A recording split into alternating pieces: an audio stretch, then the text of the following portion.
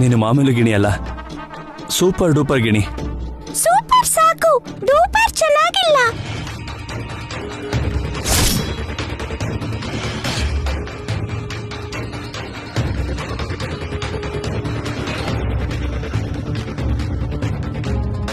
ನಿನ್ ಹೆಸರೇನು? ಭೈರವಿ. ಮತ್ತೆ ನಿನ್ನ ಹೆಸರೇನು? ನನ್ನ ಹೆಸರು ಗಿಣಿ. ಮುದ್ದಾಗೆಲ್ರು ರಾಮಗಿಣಿ ಅಂತಾರೆ. ಓ. ನಿನ್ ಹೆಸರೇನು? ಅರ್ಜುನ್. ಅರ್ಜುನ ಅಂದ್ರೆ ಅರ್ಜುನನ್ ತರ ಬಾಣ ಬಿಡ್ತೀಯಾ? ನಾನೇನು ಬಾಣ ಬಿಡಲ್ಲ.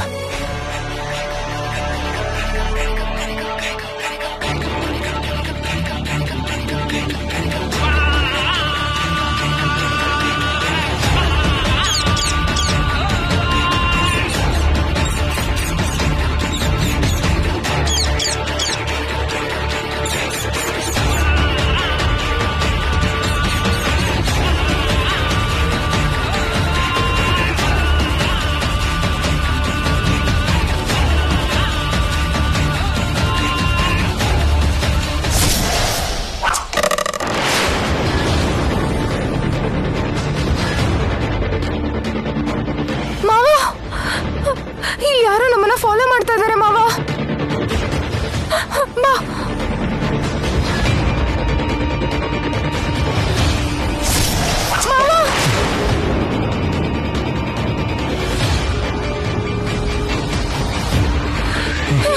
ಬಾಯ್ ಕಡೆ.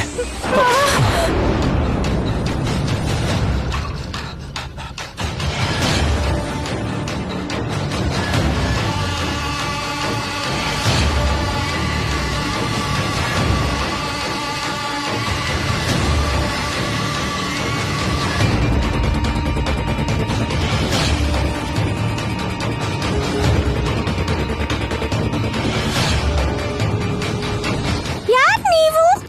ಯಾಕೆ ಇವ್ರನ್ನ ಸಾಯಿಸೋಕ್ ನೋಡ್ತಾ ಇದ್ದೀರಾ?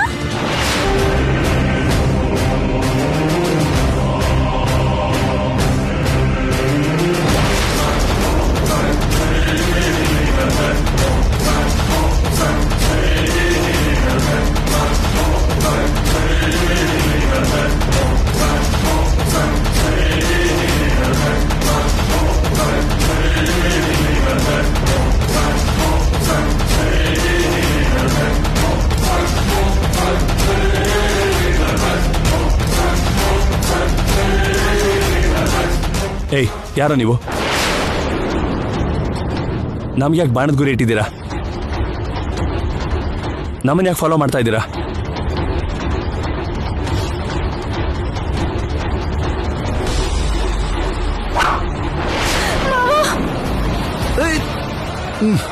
ಸರಿಯಾಗಿ ಗುರಿ ಇಟ್ಟು ಹೊಡಿರೋ ಬೆಪ್ ತಕಡಿಗಳ. ನಿಲ್ಸ್ರೋ. ನಮ್ಮ ಮಾವಂಗೇನು ಮಾಡ್ಬೇಡಿ, ನಿಮ್ಮ ಕೈ ಮುಗಿತೀನಿ. ನೀವ್ ಯಾಕೆ ನಮ್ಮನ್ನ ಸಾಯಿಸ್ಬೇಕು ಅನ್ಕೊಂಡಿದ್ದೀರಾ? ನಿಮ್ಮ ಕೈ ಮುಗಿತೀನಿ ಮಾವ. ಬೇಡ, ನಿಮ್ಮ ಕೈ ಮುಗಿತೀನಿ. ನನ್ನ ಮಾವಂಗೇನು ಮಾಡ್ಬೇಡಿ. ನಿಮ್ಮ ಕೈ ಮುಗಿತೀನಿ, ನನ್ನ ಮಾವನ್ ಬಿಟ್ಬಿಡಿ. ಈ ಕೆಟ್ಟ ಜನಗಳು ಯಾರೋ ನಿಮ್ಮನ್ನ ಸಾಯಿಸ್ಬೇಕು ಅಂತಿದ್ದಾರೆ. ಬನ್ನಿ ತಪ್ಪಿಸ್ಕೊಳ್ಳೋಣ. ಮಾವ,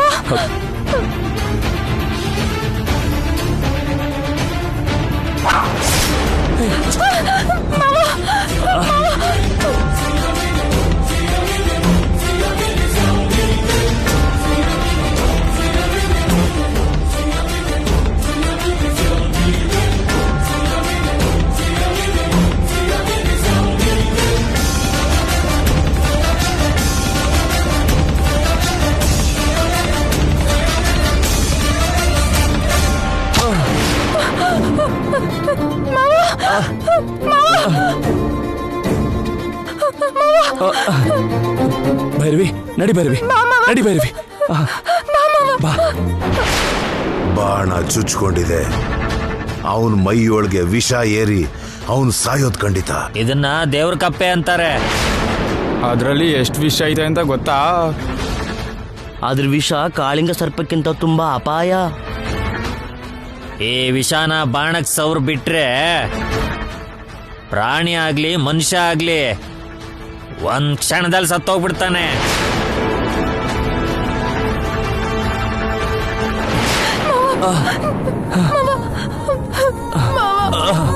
ಅಯ್ಯೋ ಮಾವ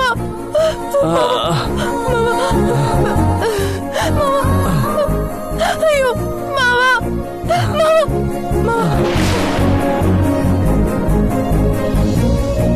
ನಿಂಗೇನು ಆಗಿಲ್ಲ ಮಾವ ಸ್ವಲ್ಪ ಹೊತ್ತು ಮಾವ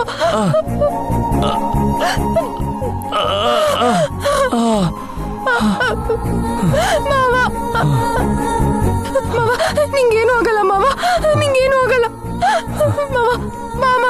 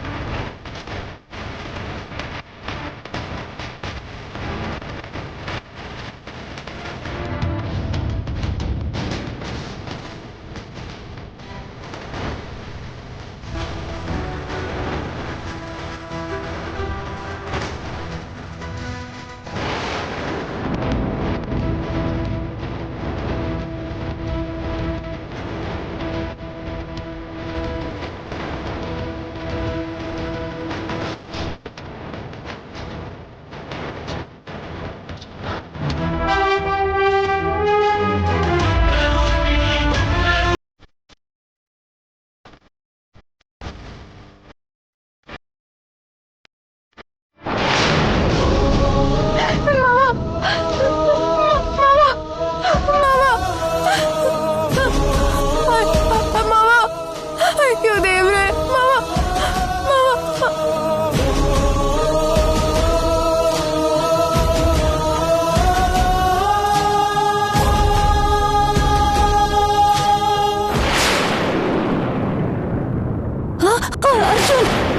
ಅರ್ಜುನ್ ಅರ್ಜುನ್ ಅರ್ಜುನ್ ಚಿಕ್ಕಮ್ಮ ಏನಾಯ್ತು ಚಿಕ್ಕಮ್ಮ ಚಿಕ್ಕಮ್ಮ ಅಷ್ಟು ಜೋರಾಗಿ ಕಿರ್ಚ್ಕೊಂಡಿಯಲ್ಲಮ್ಮ ಏನಾದ್ರೂ ಕೆಟ್ಟ ಕನ್ಸು ಬಿತ್ತಾ ಚಿಕ್ಕಮ್ಮ ಅರ್ಜುನ್ ಯಾಕಷ್ಟು ಗಾಬರಿ ಆಗಿದ್ದೀರಾ ಅರ್ಜುನ್ ಏನಾಯ್ತು ಶಕುಂತಲಾ ಯಾಕಷ್ಟು ಭಯ ಪಡ್ತಾ ಇದ್ಯಾ ಕೆಟ್ಟ ಕನ್ಸಲ್ಲಮ್ಮ ಅರ್ಜುನ್ಗೇನೋ ಆಗಿರೋ ತರ ನನ್ ಮನ್ಸಿಗೆ ಅನ್ನಿಸ್ತಾ ಇದೆ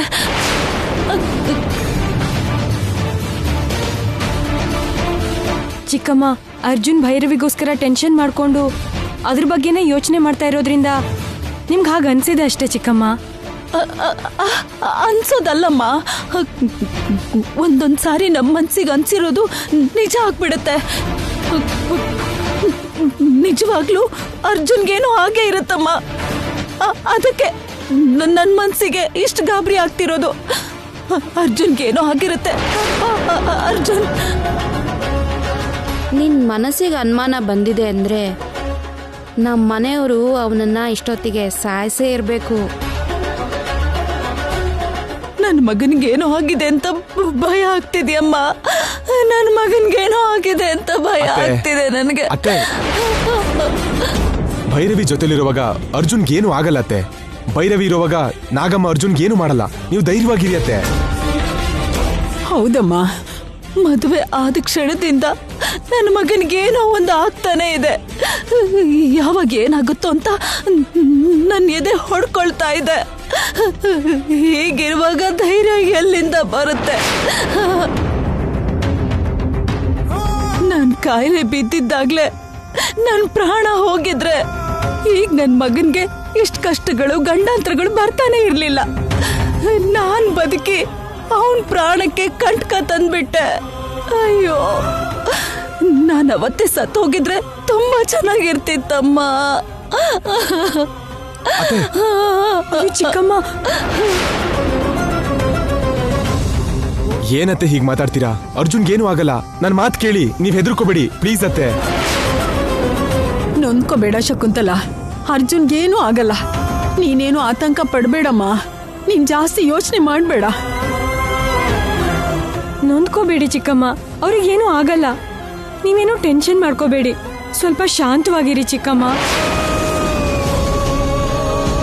ಮನಸ್ಸಿಗೆ ಅಪಶಕ್ನ ಅನ್ಸಿದ್ದಕ್ಕೆ ಇಷ್ಟು ಗೋಳಾಡ್ತಾ ಇದ್ದಾರೆ ಅಂದ್ರೆ ಸ್ವಲ್ಪ ಹೊತ್ತಲ್ಲಿ ಅವನ್ ಸತ್ತೇ ಹೋದ ಅನ್ನೋ ಸುದ್ದಿ ಗೊತ್ತಾದ್ರೆ ನಮ್ಮ ಅಕ್ಕನ ಎದೆ ಬಡ್ತಾ ನಿಂತು ಹೋಗೋದು ಖಂಡಿತ.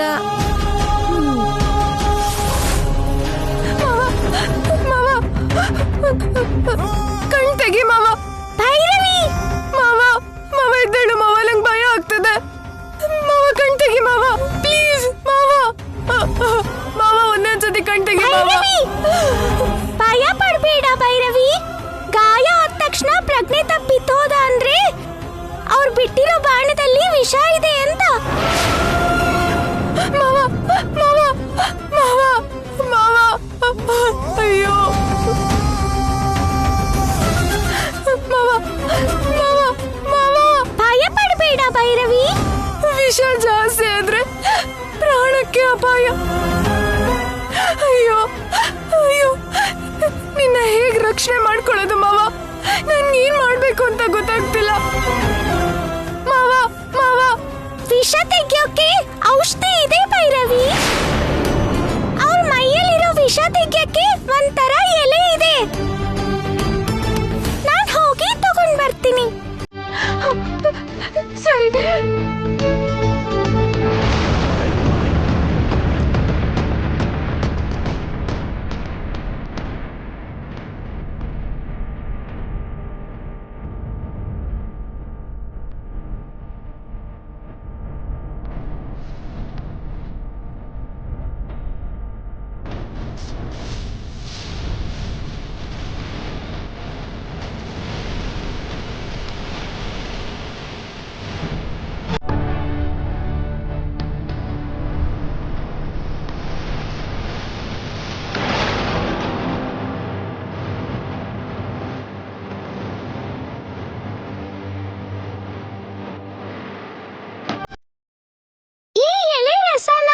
ಗಾಯ ಆಗಿರೋ ಕಡೆ ಹಾಕಿದ್ರೆ ವಿಷ ಇಳಿದು ಹೋಗುತ್ತೆ. ತಡ ಮಾಡ್ದೆ, ಬೇಗ ಹಾಕು.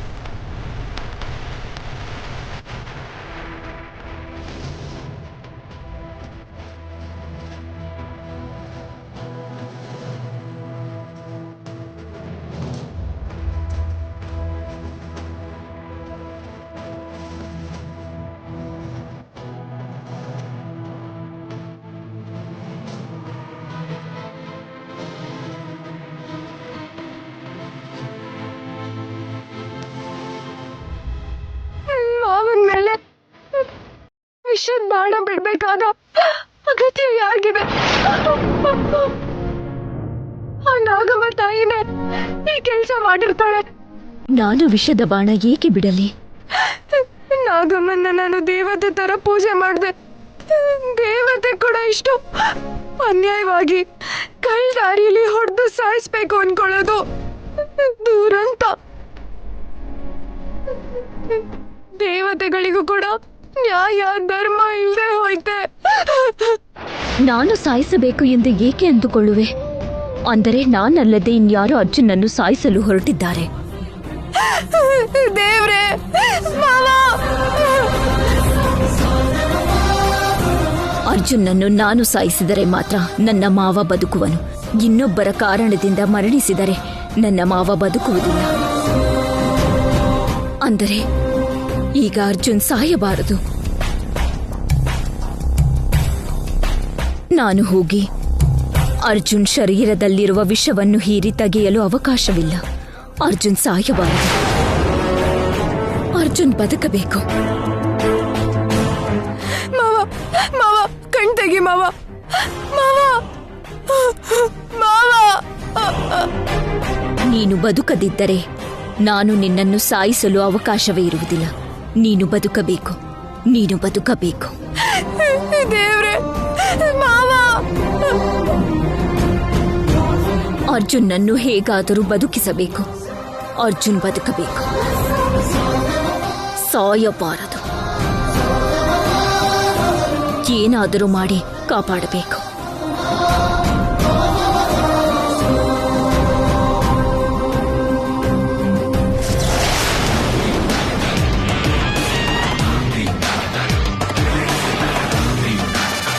ಅರ್ಜುನ್, ನೀನು ಬದುಕಬೇಕು, ಬದುಕಬೇಕು.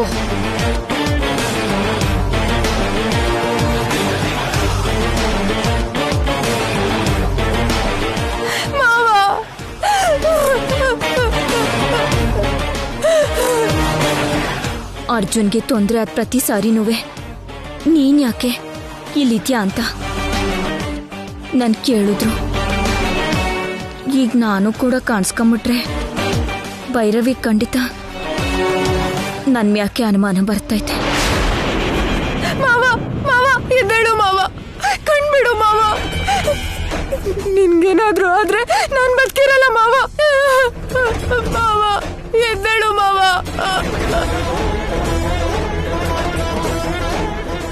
ಅರ್ಜುನ್, ನೀನು ಬದುಕೋಬೇಕು, ಬದುಕೋಬೇಕು. ನಿನ್ನನ್ನು ನಾನೇ ಸಾಯಿಸ್ಬೇಕು.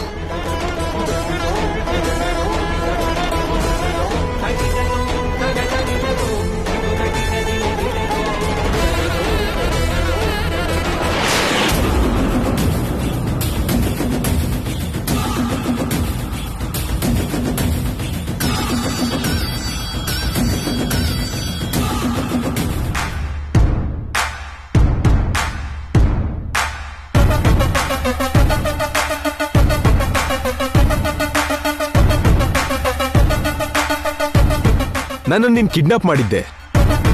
ಆಗ ನಿನಗೆ ನಿಜ ಹೇಳಲಿಲ್ಲ. ನಿಜ ಹೇಳು ಅಂತ ಟಾರ್ಚರ್ ಕೊಟ್ಟೆ. ಆಗ್ಲೂ ನಾನು ನಿನಗೆ ನಿಜ ಹೇಳಲಿಲ್ಲ. ಸಾಯಿಸ್ತೀನಿ ಅಂತಾನೂ ಹೆದರಿಸ್ದೆ. ಆಗ್ಲೂ ಕೂಡ ನಾನು ನಿನಗೆ ನಿಜ ಹೇಳಲಿಲ್ಲ. ಸಾವಿಗೆ ಹೆದರದಿರೋನಿಗೆ ನೀನು ದುಡ್ಡು ಕೊಡ್ತೀನಿ ಅಂತ ಹೇಳಿದ್ರೆ ನಾನು ಆಸೆ ಪಟ್ಟು ಹೇಳ್ಬಿಡ್ತೀನಿ ಅಂತ ಹೇಗನ್ಕೊಂಡೆ?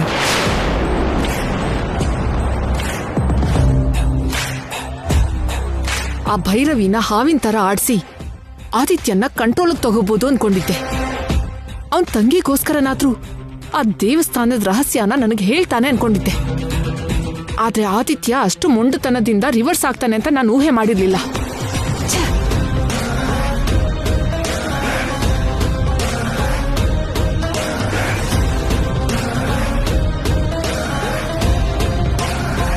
ಆದಿತ್ಯ ಹೇಳ್ತಾನನ್ನೋ ನಂಬಿಕೆಯಿಂದ ಫಾರ್ಮುಲಾ ಕಂಡು ಹಿಡ್ದಿದ್ದೀನಿ ಅಂತ ಸುಳ್ಳು ಹೇಳಿ ಒಂದು ಪಾರ್ಟಿ ಹತ್ರ ಅಗ್ರಿಮೆಂಟ್ ಕೂಡ ಮಾಡ್ಕೊಂಡೆ. ಈಗ ಏನ್ ಮಾಡ್ಲಿ?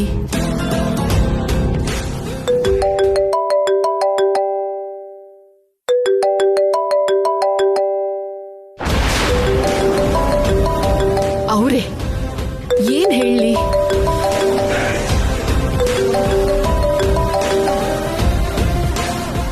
Hello hello, good morning Saanvi ಅವರೇ. Good morning Geetha. ನಾಗವರ್ಗದಲ್ಲಿರೋ ಸೀಕ್ರೆಟ್ ನಿಮಗೆ ಗೊತ್ತಿದೆ ಅಂತ ಹೇಳಿದ್ರಿ. ನಿಮಗೆ ಗೊತ್ತಿರೋ ಫಾರ್ಮುಲಾ ಯಾವಾಗ ಸ್ಟಾರ್ಟ್ ಮಾಡ್ಬೋದು ನಾವು?